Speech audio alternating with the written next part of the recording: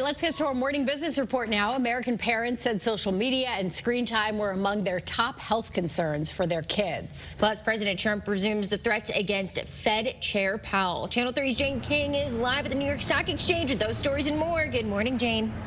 Hi, Caitlin and Taylor. Good morning. As President Trump reviving the threat to sue the Fed Chair, Jerome Powell, for gross incompetence. Now, the president is fixated on the cost of renovations at the Federal Reserve buildings, accusing Powell of allowing the cost to balloon. But Powell has pushed back on those claims. He says the project was first approved in 2017 and has been subject to annual budget approval by the Fed's Board of Governors since. Well, the minimum wage will go up in 19 states starting January 1st, including Connecticut.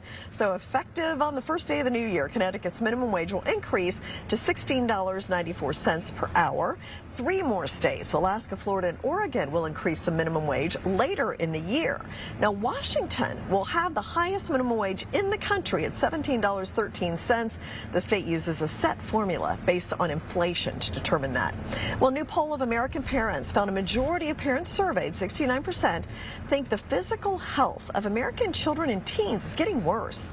And even more parents are worried about their kids' emotional well-being. 83% believe that mental health of young Americans is on the decline.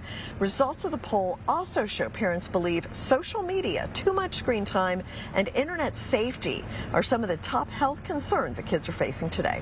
Stocks fell across the board yesterday. Investors took profits on tech stocks.